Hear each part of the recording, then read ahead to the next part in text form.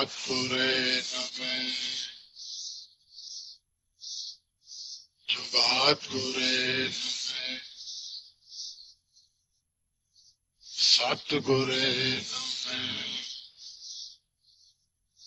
श्री गुरुदेव नमः। गगन तमामा बाजियो पर्यो निशाने काओ, खेत जू मांडियो सूरमा अब जू जन को दाओ। सूरा सो पहचानिए जू लरे दीन के हेत, पुरजा पुरजा कट मरे कबू न छाड़े खेत। गुरु शिष्य परंपरा में आत्मा के कल्याण वास्ते मार्गदर्शन की आवश्यकता पड़ती है। आत्मा कैसे दुखों से सदा के लिए छुटकारा प्राप्त करे। अपने मूल अथवा आधार को भूल चुकी रूह सुख की तलाश में भटक रही है। दर दर की ठोकरें खाने को निकृष्ट पिंजरों को रोशन करने के लिए मजबूर कर दी गई है। उसे ये भी नहीं मालूम कि इसकी अपनी असली सत्ता अनंत मंडलों पर राज करने की है। केवल एक मनुष्य के जन्म के दुखों का बयान नहीं किया जा सकता, जो सब पिंजरों में श्रेष्ठ माना जाता है। तो इन क्षुद्र कीड़े मकोड़े वनस्पति सूक्ष्म अदृश्य जूनों में कैद रूह के दुखों को कौन देख सुन रहा है। इन सब सच्चाइयों से अनंत भूली हुई आत्माओं में से किसी एक रूह को परमात्मा अथवा शब्द ब्रह्मों से निकालता है। असल सच नियम इस सृष्टि के प्रत्यक्ष अनुभव कराता है, केवल उस एक रूह के कल्याण के वास्ते नहीं, अपनी ताकत अथवा शब्द देकर और भूली आत्माओं के दुखों का निपटारा करने वास्ते मार्गदर्शन के लिए प्रत्यक्ष करता है। उस आत्मा का धर्म मिली ताकत को केवल मार्गदर्शन पर ही खर्च करना होता है, न कि अपना ध्यान कराना, मत्थे टिकाना, मत धर्म चलाना, केवल अपने निजी स्वार्थों की पूर्ति वास्ते मिली ताकत का दुरुपयोग करना, गुरु अथवा परमात्मा स्थापित करना। उस गुरु से गद्दारी के सिवा और क्या कहा जा सकता है। इस अवस्था में पहुंचकर मार्गदर्शन का कार्य केवल पाखंड अथवा आबरू का खतरा बनकर रह जा सकता है। शैतान से तो आप लड़ने को तैयार हो जाओगे, इन सफेद पोश बने परमात्माओं में छुपी शैतानी अंश अथवा सिद्धियों से कैसे लड़ पाओगे। इनके तो नाम से भी आपके पसीने छूटने लगते हैं। इसलिए कहा है, अगर कथनी और रैनी का मेल जो दुर्लभ है भूले से भी कहीं मिल जाए तो आप अपना सब कुछ उसके चरणों पर न्यौछावर कर दो। आपके भाग्य ऊंचे हैं जो आपको ऐसी आत्मा से मेल हो गया। उससे ही केवल आपको शुद्ध यानी ज्ञान अर्थात आत्मा के कल्याण का भेद मालूम हो सकेगा। कारण उसके सिवा उस एक की रजा के और किसी और का अर्थ नहीं। जो आत्मा इस कब्र को जीत चुकी है, शैतान के मुंह पर थूक चुकी है, केवल उसके सिवा उस असल का भेद आपको और कौन बयान कर सकेगा। जो आत्मा गुरु अथवा शब्द परमात्मा बनाना चाहती है, वो सदा के लिए इस अंधेरे भवसागर में अवश्य डूब जाती है। वही आत्मा पार उतरती है जो केवल सिख अथवा शिष्य बनने के लिए अपनी हस्ती को निरंतर कुर्बान करती है और अपने अकेत्र किए अनंत पापों से सदा के लिए छुटकारा प्राप्त करने के लिए केवल उस एक पर, उसी के ध्यान में डूबे रहना, उसी को जपना, केवल उसी के आगे आत्मसमर्पण करना मूल मंत्र है इस भवसागर से सदा के लिए छूटने का। गुरु शब्द केवल राग में ये सुगंधित प्रकाशित आवाज विशेष जिसमें से प्रकाश अथवा नाम निरंतर प्रत्यक्ष होता है। परमात्मा लफ्ज का अर्थ कहलाने का अधिकारी है। वचनों का चरितार्थ व्यवहारिक स्वरूप बनने वाली आत्मा ही केवल सिख अथवा शिष्य कहलाने का अधिकार रखती है। रहत मर्यादा अथवा नियम से दूर जीवन जीवन वाली आत्माएं सतगुरु नाम दाढ़ी इत्यादि भारी मखोटे लगाकर अपने को शिष्य अथवा सिख होने का दावा पेश करती हैं, तो शैतान का ही घर पक्का होता है। ऐसी आत्माओं पर कभी भी किसी भी काल में कोई भी विचार नहीं करता। अगर होता है तो केवल धर्म राय अथवा शैतान के दरबार में। पूरे जगत को भ्रमाने गुरु अथवा शब्द नाम को मैला करने के एवज में दुगना भुगतान अथवा जुर्माना देने के लिए मजबूर होना पड़ता है। अर्थात या तो इस लफ्ज अथवा एक को अपने नाम के साथ मत जोड़ो तो फिर उसकी बताई परहेजगारी अथवा रियायत मर्यादा से भूले से भी कभी बाहर जाने की कोशिश मत करो। नियमों की पालना ऐसे करो कि जैसे अपने पेट से पैदा किए अंश की करते हो, तभी आप बचाए जा सकते हो। आपको मालूम नहीं, सूक्ष्म अदृश्य शैतानी ताकतें भूत की तरह आपके साथ चिपकी हुई हैं, जो निरंतर आपके इस मनुष्य जन्म को हजम करने के लिए निरंतर प्रयत्नशील है। बचोगे तब देख सकोगे, लड़ोगे जब ताकत होगी। पापों के ढेर पर बैठी रूह सिवाय रोने के और क्या ही कर सकती है। पाप कमाना छोड़ती नहीं, पिछला भुगतने को ख्याल में भी तैयार नहीं होता, तो कैसे बचेगी। सोचो, जो धंधा आपने अपना रखा है, शक्लें देखकर, मत्थे टेक कर, सत्संग अथवा प्रसंग सुनकर या केवल दाढ़ी रखकर आप सब भुगतान से छूट जाओगे। कोई शक्ल आएगी और आपको ले जाकर सीधे सचखंड पहुंचा देगी। वो केवल बैठी आपके मरने का इंतजार कर रही है। ताज्जुब है कि आपके इस सुंदर रस से भरे मीठे रूहानी ज्ञान पर। अगर आत्मा के पास रूप शरीर अथवा सूक्ष्म अथवा कारण है, तो वो रूप से रहित सत्ता अथवा पार ब्रह्म में प्रवेश कैसे कर गई? इस सचखंड अथवा अविनाशी सत्ता का तो कल्पना में भी विचार नहीं है। ये बात आपको इन प्यारी शक्लों के बारे में हजम नहीं हो सकेगी, क्योंकि आपने तो इन शक्लों को तो परमात्मा का बाप स्थापित कर रखा है। अर्थात यदि ये रूप रहित सत्ता में प्रवेश पा चुकी हैं, तो फिर आपको लेने के लिए रूप शक्ल अथवा शरीर कहाँ से लाएंगी? वैसे तो आप पूरे साइंस अथवा विज्ञान के प्रोफेसर हो, हम भी मानते हैं। सारी उम्र आपको प्रयोगशालाओं में प्रयोग करते बीत गई, पर परमार्थ के नाम पर आर्ट के भी विद्यार्थी नहीं बन सके, क्योंकि वो भी कुछ तथ्यों पर आधारित होती है। निश्चित समझिए कि आप दोनों तरफ से डूब चुके हैं। यही नतीजा निकलता है बिना विचारे भीड़ का हिस्सा बनने का, जो खुद रूप से बंधन में बंधी है, आपको रूप रहित अविनाशी सत्ता में प्रवेश कैसे करा देगी? इसका जवाब आपके पास होगा। नहीं तो अपने स्थापित किए हुए इन परमात्माओं से पूछो, क्या बताएंगे? जिनका धंधा विरासत में मिली सत्ता का दुरुपयोग करना एक खेल से अधिक कुछ अर्थ नहीं रखता। इस खिलवाड़ का नतीजा ये निकलता है कि अंदर से सत्ता अथवा शब्द जो धीरे धीरे प्रत्यक्ष हुई थी, तेजी से सिमटने लगती है। बाहर का खेल वैसा ही दिखता रहता है जो भ्रमों में बनाए रखता है, जिससे शैतान को भरपूर लाभ मिलता है, क्योंकि आत्मा सुख तो चाहती है पर भुगतान कुछ भी नहीं देना चाहती। इसी कमजोरी को सामने वाला फायदा उठाता है, अर्थात ठगने वाला चाहिए, ठगवाने वाले एकत्र हो ही जाते हैं। आपको मूंढना आना चाहिए। यकीन मानिए, ऐसी लाइनें लगेंगी कि उस तरह आपके एक हाथ पर धरेंगे और दूसरे हाथ पर पदार्थ जो आपसे भी संभले नहीं जाएंगे, और हाथ जोड़कर सिर झुकाकर बैठ जाएंगे। जैसा चाहो मूंढ लो। है ना बढ़िया धंधा? यही हो रहा है मत धर्म की आड़ में। सिद्धियां अथवा शैतानी ताकतें भरपूर इन अनंत गदियों में समाई अपने को परमात्मा स्थापित करा रही हैं। आपका तो कुछ बढ़िया विद्वान श्रेणी की आत्माओं का धंधा तो लेटकर दंडवत मत्था टेकाने का क्यों है? क्योंकि कोई आपके हृदय की बात बता देता है, या कुछ जमा घटाकर दिखा देता है, अथवा वचन सिद्धि है। ये सब बातें केवल परमार्थी के पथ की विघ्न भरी खाइयों के सिवा और कुछ भी अर्थ नहीं रखती। बीत गए अथवा त्रेते का ध्यान करवाने वाले ठगों से आप परमार्थ कैसे पढ़ लोगे? जो खुद अनपढ़ रहा उससे आपको ज्ञान कैसे मिल सकता है? जो खुद जीते जी नहीं मरा, आपको मरने का भेद कैसे बता देगा? वचन है, जीवित मरिए पवजल तरिए। जो मरने लफ्ज को मनुष्य समझता है, इस मार्ग पर कैसे चल सकता है सपने में भी? सिख केवल वही आत्मा बनने का ख्वाब देखे जो उस वचन का पूर्ण व्यवहारिक स्वरूप बने। जित मरने से जग डरे, मेरे मन आनंद, मरने ही ते पाइये पूर्ण परमानंद। ये मरना स्वाभाविक मौत वाला मरना नहीं है, उसमें तो केवल शैतान के ही दर्शन और आनंद आपको प्राप्त होंगे। इस सच्चाई को वो मरने वाला पलट कर भी नहीं बता सकता। वो आपका रोना पीटना तो देखता सुनता है, पर कर कुछ नहीं सकता। शैतान घसीट कर उसे ले जाता है अपने हिसाब वसूल वास्ते। नरक, निचली जूनों इत्यादि में कैद की लंबी अवधि दे देता है, और आप तो उसका रोना पीटना भी नहीं देख सकते हो, ना सुन ही सकते हो। फिर किस मरने से आनंद मिलता है?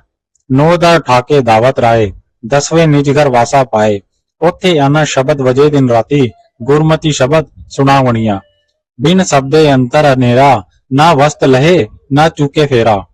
जब आत्मा 9 दरवाजों से अपने को निकालकर 10वें, जो दोनों आंखों के पीछे है, एकत्र कर लेती है, तो वो आत्मा शेष शरीर से मृत हो जाती है।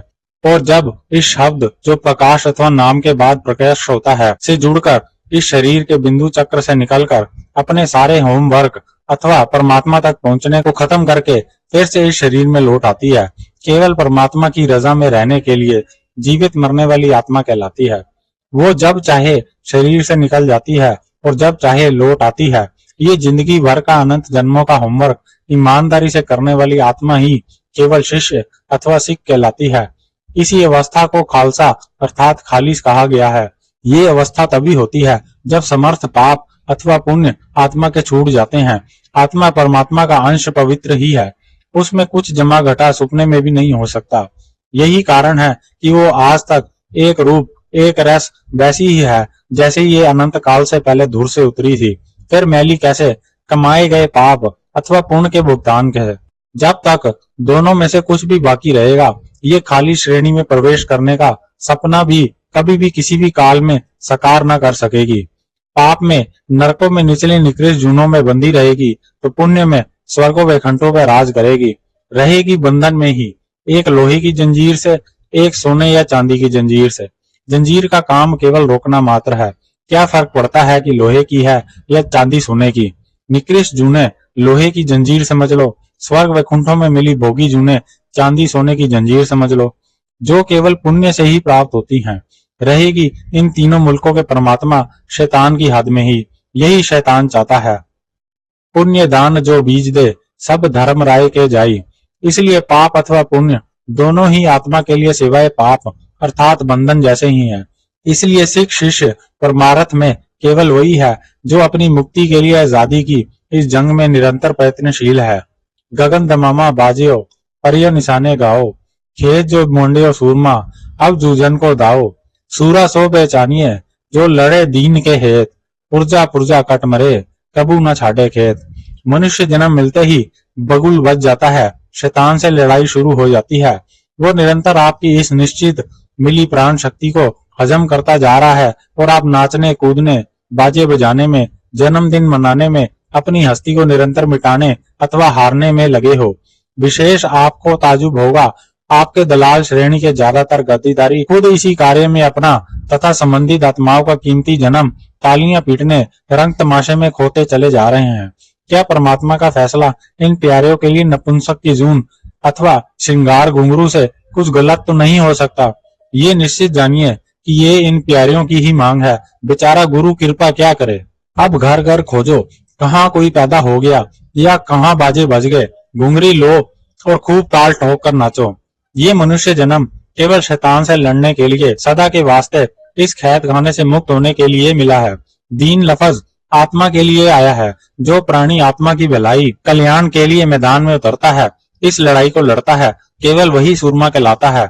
जब 9 दरवाजों से अपने को निकालोगे तो आपको अनुभव करवा दिया जाएगा कि पुर्जा पुर्जा कटना किस बला का नाम है। इस वचन के इस रूहानी भाव को व्यवहारिक रूप से धारण करने वाली आत्मा ही केवल सिख अथवा शूरमा कहलाने का अधिकारी है। इससे आत्मा को जो भी अवस्था प्राप्त होती है, उसे ही पूर्ण जोत जगे घट में, तब खालिस तय निखालिस जाने। खालसा लफ्ज में छुपा करके रखा गया है। जब तक आत्मा इस शब्द अथवा आवाज रागमई को सुनती नहीं, इसमें से आ रहे प्रकाश अथवा नाम को देखती नहीं, इस श्रेणी में कैसे प्रवेश कर सकती है।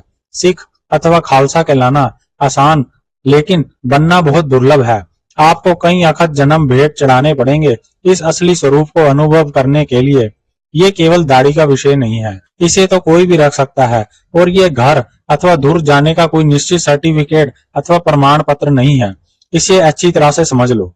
बेशक इसके 5% 100 में से अवश्य मिलते हैं, और 5 से 100 का काम कैसे ले लोगे। 5 भी इसलिए मिलते हैं कि आप उस स्वरूप को रखते हो जो परमात्मा ने दिया है। ये दाढ़ी पूरी मनुष्य जाति को, जो आत्मा मानव जुनून में प्राप्त कर लेती है, परमात्मा से स्वाभाविक रूप में प्राप्त होती है। गोविंद सिंह नाम की आत्मा ने केवल याद कराया है, किसी के मुंह पर दाढ़ी चिपका नहीं दी है। गोविंद सिंह जी ने चिपकाई होती तो केवल सरदारों से चिपकती, लेकिन ये तो पूरी मनुष्य जाति में प्रत्यक्ष है। इससे निश्चित होता है कि ये प्रभु की देन है, और जो प्राणी प्रभु की इन देन का आदर सहित पालन करता है, वो अपने आप ही खंडन करने वाले से श्रेष्ठ हो जाता है। इस बात को बताने वाले गोविंद सिंह जैसे अनंत ऋषि मुनि अपने अपने समय काल में हो चुके हैं। आप लफ्जों को पकड़ करके बैठे हो। जब जब शैतान बुला देता है, उल्टे रास्ते चला देता है, परमात्मा का दूत अथवा उसकी कोई प्यारी आत्मा फिर से याद करा देती है, सीधा रास्ता कौन सा है बता देती है। इससे आगे कुछ नहीं। बात वाले ढोल पीटते रहते हैं, मत धर्म चला देते हैं। इन सब से मनुष्य जन्म इन व्यर्थ के धंधों में डूब जाता है। शैतान का घर ही पक्का होता है। उसे इससे कुछ फर्क नहीं पड़ता कि आप ये किस नाम से अथवा मत धर्म इत्यादि से कर रहे हो। उसका तो मुल्क रोशन हो रहा है, ढोल बज रहे हैं, आप यहाँ रहो, बस उसे प्रसन्नता है। उसे दिक्कत आती है कि अब आप यहाँ से सदा के लिए जाना चाहते हो। फिर वो आपको निश्चित जानिए अवश्य जता देगा कि काल अथवा शैतान किस बला का नाम है, और आपको भी पता चल जाएगा कि आप कहाँ फंसे बैठे हो और आपका छुटकारा कैसे होगा। आपको पता चल जाएगा कि आज तक जिसे आप प्रसन्न रखते आए, अपनी हस्ती कुर्बान करते आए, जिस पर वो केवल शैतान ही है, उसके सिवा और कुछ भी नहीं। खाना पीना पहना मन की खुशी खुआर, मन तो लेखा मंगिए जिन कीता व्यापार। मन इस महाकाल का अंश विदेशी जासूस है, यही आपकी लुटिया डुबो रहा है, निश्चित जानिए। जिंदगी भर मर्द उस तरह चलाए और कहे मैं औरत जैसा मुंह लेकर चलूं, तो ये उस प्यारे मर्द की अपनी निजी अथवा मन बुद्धि है। थोड़ी सी परमात्मा को भी पार्सल भेज देवे तो क्या घट जाएगी, आखिर उसकी दी हुई चीज ही तो है। तेरा तुझको सौंप के क्या लागे मेरा, कम से कम जिंदगी भर मूंढने के धंधे से तो छुटकारा मिल ही जाएगा। पर ये कीमती दान आज तक कोई नहीं दे सका, आप ही मौके का फायदा क्यों नहीं उठा लेते। भूलते हो तो आप किससे टक्कर ले रहे हो। परमात्मा नाम की ये महामारी जड़ चेतन में हर वक्त निरंतर भरपूर समाई हुई है, इसलिए आप रोज मुड़ते हो तो ये फिर रोज आपका मुंह चिढ़ा देती है। इस धंधे में लगे आप अपनी समस्त प्राण शक्ति भेंट चढ़ा देते हो और चिता पर सजा दिए जाते हो, पर ये अपनी जगह बरकरार रहती ही है। लगे रहो, शायद आप ही जीत जाओ। हो सकता है शायद परमात्मा ने आपके भाग्य में ही ये पुण्य कमाना लिखा हो। जिंदगी भर सजाते रहे, पर क्या किया जाए, आखिरी मुश्किल की घड़ी में ही धोखा दे गई। चिता पर सबसे पहले यही साथ छोड़ देती है। 99% केवल अमल के हैं, रहत मर्यादा अनुसार व्यवहारिक जीवन जीना, इसमें रोम मर्यादा भी आ जाती है। 100वां संत जमा गुरु अथवा केवल शब्द रागमय सुगंधित आवाज विशेष जिसमें से निरंतर प्रकाश अथवा नाम प्रत्यक्ष होता है, आप परमात्मा ही है। अथवा किसी गद्दीदारी का ख्याल मत जोड़िएगा, तभी आपकी फाइल पास होगी और आप पूर्ण सिख अथवा खालिस कहलाओगे। सत्ता बलवंडा के नाम के कीर्तनियों ने अर्जुन देव जी से बहन की शादी वास्ते प्रत्येक सिख से 2 टके देने को कहलवाना चाहा। आजकल करते जब गर्मा गर्मी होगी तो अगले दिन का वादा कर दिया। अगले दिन ये दोनों खाली बहुत सी बोरियां लिए खोते हाँकते दरबार में पहुंचे। सोचा कि हजारों सिख आते हैं, 2 टके प्रत्येक के हिसाब से हम लखपति हो जाएंगे। वो जमाना धातु के सिक्कों का होता था, इसलिए लादने भरने के लिए बंदोबस्त करके आए थे। अर्जुन देव जी ने 8 टके हाथ पर रख दिए। ये लड़ने लगे कि आप हमें धोखा दे रहे हो, माल सारा आपने हड़प लिया है। तब दरबार में उन्होंने सवाल किया कि सिख किसे कहते हैं, तो उन्होंने दरबार में सजे बैठे की तरफ इशारा कर दिया, तो अर्जुन देव जी ने इनकार कर दिया। फिर उन्होंने पूछा कि आप किसे सिख कहते हो, तो जवाब दिया अर्जुन देव जी ने कि मेरी नजर में 4 ही सिख हुए हैं। उन्होंने पूछा कि कौन कौन से, तो उन्होंने गिना दिए। पहला नानक देव जी, दूसरा अंगद देव जी, तीसरा अमरदास जी, चौथा रामदास जी। इनके 2-2 टके के हिसाब से 8 टके हुए जो मैंने आपको दे दिए हैं। और ज्यादा कहते हो तो भाई मैं तो अभी आधा ही सिख बना हूँ, इसलिए आधा यानी कि 1 टका आप मेरा भी ले लो। और उन्होंने 1 टका और उनके हाथ पे धर दिया। ये परिभाषा सिख की अर्जुन देव जी के नाम की आत्मा ने प्रत्यक्ष की। मिसाल सहित आप विचार करके देखें कि आप कौन सी श्रेणी में खड़े हैं। इन्हें तो कोई बताने वाला ही नहीं मिला। आपको बताने के लिए मिली ताकत का कहाँ दुरुपयोग किया जा रहा है। खुद अपना कब्र, मुर्दा, विष्ठा का पात्र, कूड़े के ढेर इत्यादि नामों से ही परमार्थ में शरीर अथवा रूप को बयान किया गया है। ध्यान करा रहे हैं, सतगुरु परमात्मा स्थापित करा रहे हैं। विचारणीय विषय अवश्य है कि ये कौन सी सृष्टि रचकर कैसा धारण करते हैं, शायद आपको बेहतर पता हो। हम इसके बारे में अथवा आपके परमात्माओं में एक लफ्ज भी नहीं जानते। वाणी में सभी आत्माओं ने अपने को क्या नानक हम नीच कर्मा, शरण पड़े कि रखो शर्मा। जन नानक हाट बिहाजिए हर गुलम गुलामी, दुई कर जोड़ नानक दान मांगे तेरे दासन दास दसायन। नीच, कमीना, चमार, गुलामों का गुलाम, दासों का दास इत्यादि लफ्जों से व्यक्त किया गया है। जब आप इनको गुरु परमात्मा इत्यादि लफ्जों से याद करते हो, बाजे बजाते हो, नाचते कूदते हो, तो यकीन मानो इन आत्माओं की प्रसन्नता तो एक तरफ अपना सिर अवश्य पीट लेती होंगी। अगर यकीन ना हो तो अपने को उस अवस्था में रख के देख लो जहां ये आत्माओं ने पहुंचकर आपका मार्गदर्शन किया। ये सब क्या इसलिए इन्होंने लिखा कि बाहर से हमारी पूजा हो, अंदर से ये लोभ बना हुआ था। ये बात आपको हजम नहीं होगी। यानी कि अंदर बाहर से एक रूप, एक रस, पूर्ण सीख बन चुकी थी। तभी तो वो पवित्रता का सागर अथवा परमात्मा इन आत्माओं के जरिए लफ्जों के रूप में आपको अपनी रजा प्रत्यक्ष कराने के लिए वाणी के रूप में प्रकट हुआ। इन लफ्जों अथवा वाणी का केवल इतना ही भाव है कि इसे साक्षी के रूप में रखकर अपने रोजमर्रा के धंधे निपटाओ और लिखित अनुसार व्यवहारिक जीवन जियो। तभी आपका कुछ विचार उस दरगाह में किया जाएगा ये पूजा अथवा परमात्मा बनाने के लिए नहीं दिया गया है, निश्चित जान लीजिए।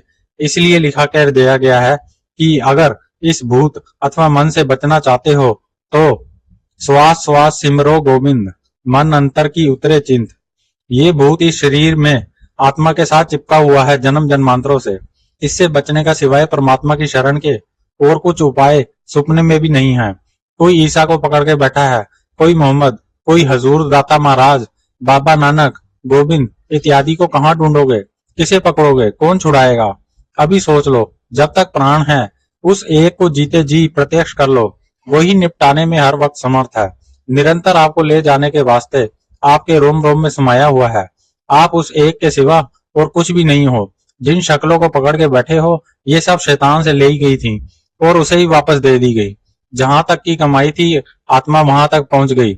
अब इन बीत गई प्रेत आत्माओं का कुछ कार्य नहीं है। आपको जानकर हैरानी होगी, इशारे के रूप में आपको बता दे कि बहुत सी गदियां, मत, धर्म, सदगुरु, गुरु इत्यादि लफ्जों पर असीन आत्माएं आपको घोर नरकों, निचली निकृष्ट जूनों में धक्के खाती दिखेंगी। जब कभी इस शरीर से ऊपर उठोगे तो आपको ये लफ्ज पत्थर की लकीर की तरह निश्चित आकाश में तारे की तरह चमकते हुए आपका मार्गदर्शन करेंगे। हर गोविंद सिंह जी के समय में एक अजगर का जिक्र है।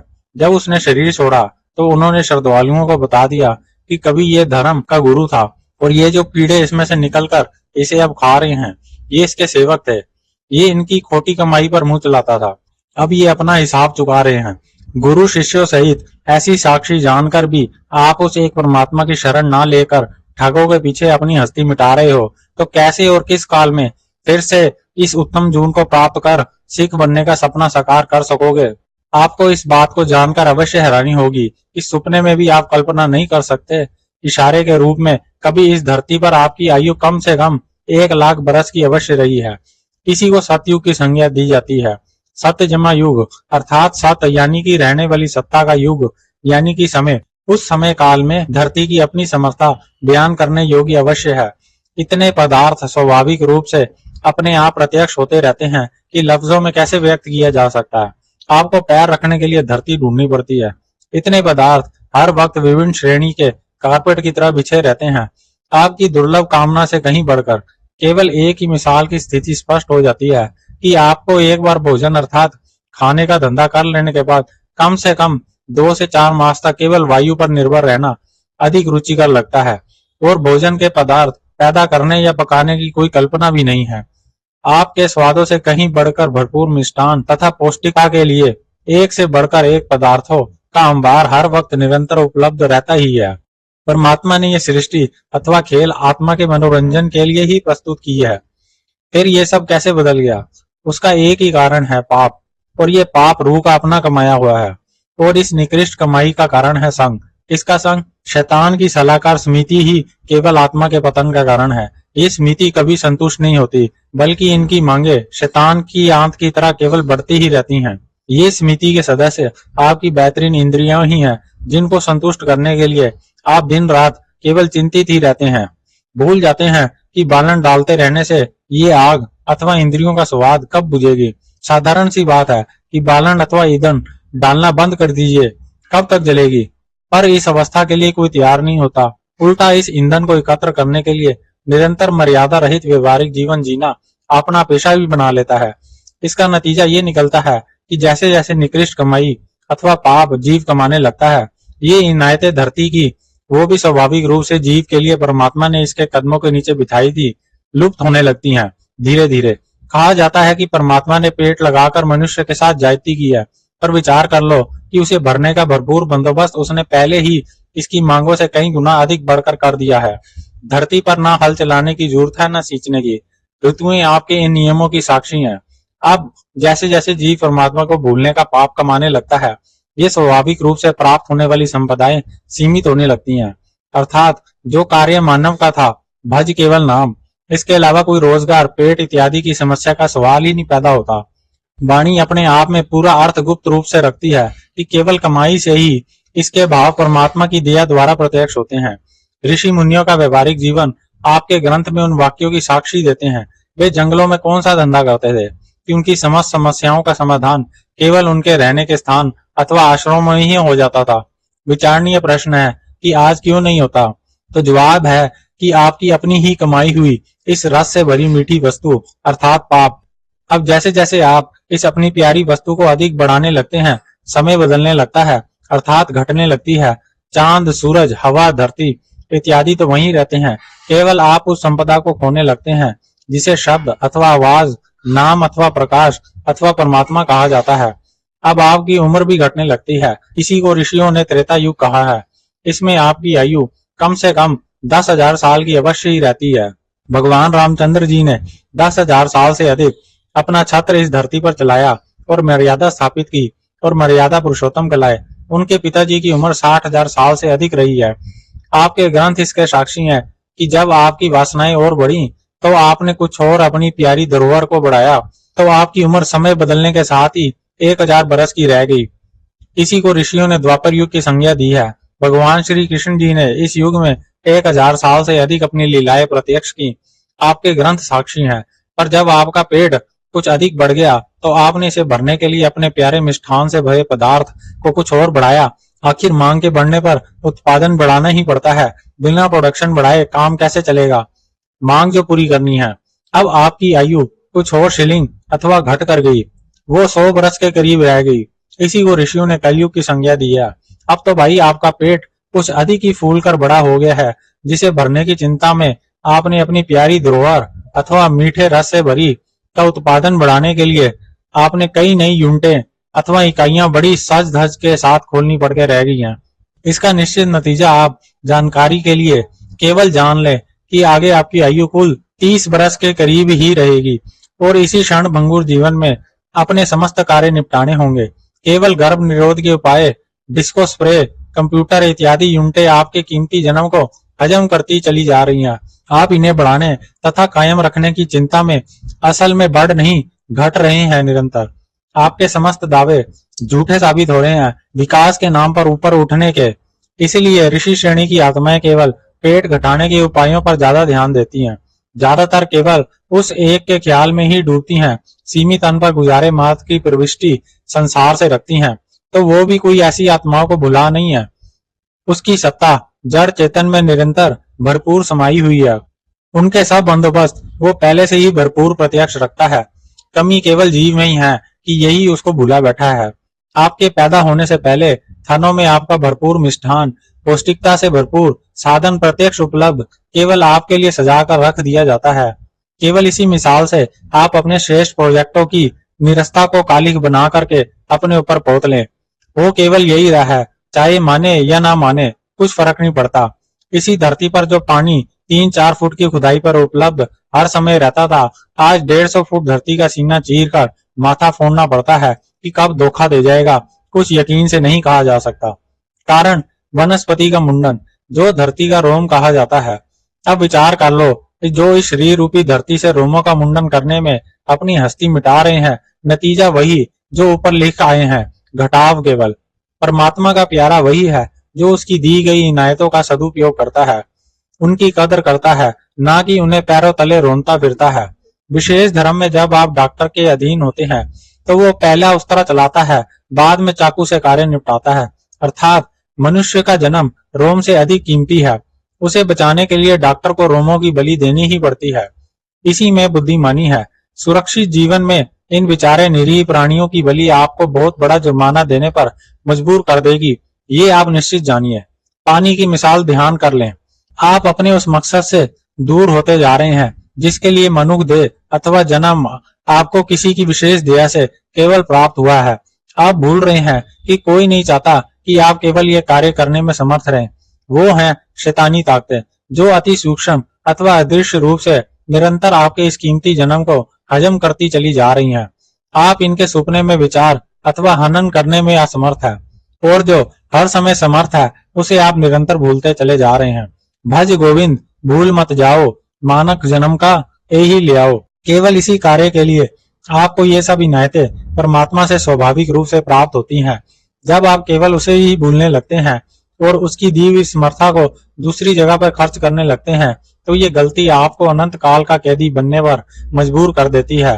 कहाँ राज और कहाँ कैद, इसका फैसला आपका केवल अपना ही कमाया हुआ एकमात्र साधन है। ये फैसला कोई बहुत चालाकी से आपसे करवा लेता है। कौन? मन अथवा शैतानी ताकतों का अंश।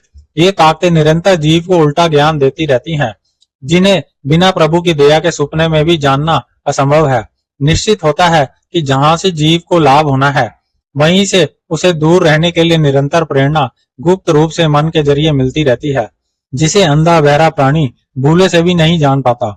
अगर याद भी करता है अपने मूल को, तो वो भी एक व्यवहारिक तौर पर केवल वासनाओं की पूर्ति के लिए, अर्थात मन अथवा शैतानी ताकतों का अंश की प्रसन्नताओं को पूरा करने के लिए, जिसे जो खुद इंद्रियों का गुलाम मात्र है। एक मिसाल से स्थिति स्पष्ट हो जाती है। एक जीव आपको काफी समय बाद मिलने आता है, और जब आप पूछते हैं कि आज आपकी याद कैसे आई, तो बताता है कि कैसे वो फंसा अथवा व्यस्त है, लेकिन आज तो मैंने सब प्रोग्राम स्थगित कर दिए। यहाँ तक कि स्त्री के भाई का सगन था आज, पर मैंने कह दिया कि भाई आज तो मुझे आपके ही दर्शन करने हैं केवल, सो आप तक पहुंच गए। एक जीव और आता है आपसे मिलने, पूछने पर बताता है कि पड़ोस में किसी की शादी में उपस्थित हुआ था, फेरों में अभी समय था, जानकार कोई मिला नहीं, सोचा समय काटने के लिए काफी समय हो गया है, आपसे मिलें, आपसे ही मिल लूं, इससे बढ़िया और क्या हो सकता है। किसी से कुछ बात तो कर सकूंगा। एक जीव हो रहा है जो केवल आपसे ही नहीं, ढूंढ ढूंढ कर विशेषों आप जैसों से मिलने का पेशा अपनाता हुआ आप तक पहुंचता है।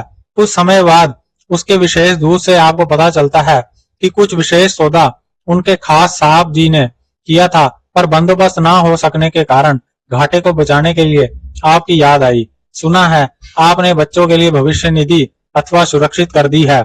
आप चिंता ना करें, आपको हर्जाना बैंक का निरंतर बिना किसी विघ्न बैंक के मिलता रहेगा।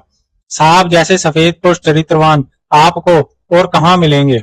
ये तो आपके भाग्य जाग गए कि उन्होंने आप जैसे तुच्छ प्राणी को याद कर लिया, वरना कहाँ साहब और कहाँ आप, कहाँ चौबारे का मुकुट और कहाँ नींव की ईंट। अब समझे कि आपकी इन याद इन साहब जी को कैसे आई। एक और आपसे जीव मिलने आता है, जेब में बहुत बड़ी लिस्ट लिए मांगों की पूर्ति की कि आपको पूरी डिक्टेशन लेनी पड़ती है, और समय अथवा वार्निंग भी निश्चित रहता ही है। ये कोई कहने की बात नहीं है। ना पूरा करने के एवज में प्रचारित किया जाएगा कि आप केवल सफिशिएंट नहीं है अथवा फालतू की चीज ही है। निश्चित रूप से इन कुछ विशेष आत्माओं से आप आसानी से फैसला कर सकते हैं कि आपका प्यारा केवल कौन सी आत्मा है।